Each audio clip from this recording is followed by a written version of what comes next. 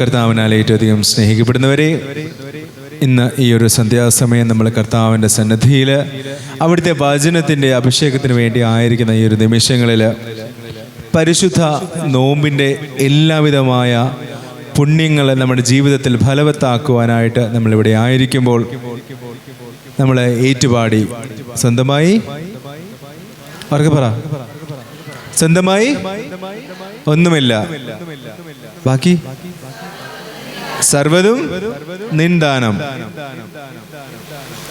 ബാക്കി പറ.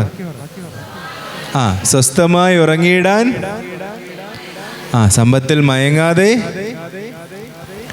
മണ്ണിൽ സൗഭാഗ്യം നേടാനായാലും,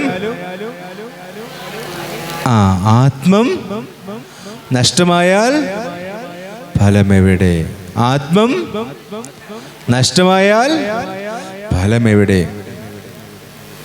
പ്രിയമുള്ളവർ, ഈ ആത്മം, നിങ്ങളുടെ ആത്മാവ് നഷ്ടപ്പെട്ടു പോയാൽ നിന്റെ ജീവിതം കൊണ്ട് നീ നേടിയെടുക്കുന്ന ഫലം എന്താണ്?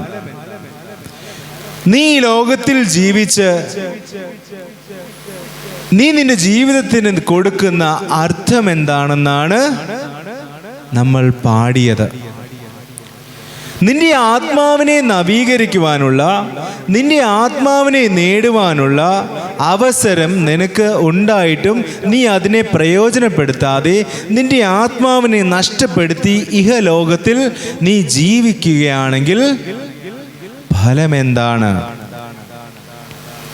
പ്രിയമുള്ളവരെ, നമ്മുടെ ആത്മാവിനെ തിരികെ പിടിക്കുവാനും നവീകരിക്കുവാനുമായിട്ട് പുണ്യം പൂക്കുന്ന കാലഘട്ടത്തിലാണ് നാം ഏവരും ആയിരിക്കുന്നത്. ആണോ? ഏത് കാലഘട്ടമാ? വലിയ നോമ്പിൻ്റെ കാലഘട്ടത്തിലാണ് നമ്മൾ ആയിരിക്കുക. നോമ്പിലൂടെ നമ്മുടെ ജീവിതത്തിനൊരു പരിവർത്തനമുണ്ടാവുകയും പരിശുദ്ധ മാമോദീസായിലൂടെ വെണ്മയുള്ള, നിർമ്മലതയുള്ള പരിശുദ്ധമായ ആത്മാവിനെ നമുക്ക് തന്നതുപോലെ നമ്മുടെ ജീവിതത്തിലും നമ്മുടെ പ്രവർത്തികൾ കൊണ്ടും ആത്മാവിനെ മലിനപ്പെടുത്തിയ ആത്മാവിനെ നമ്മൾ തിരികെ പിടിക്കുന്ന ഒരു അവസരമാണ് ഈ പരിശുദ്ധ നോമ്പിൻ്റെ അവസരം.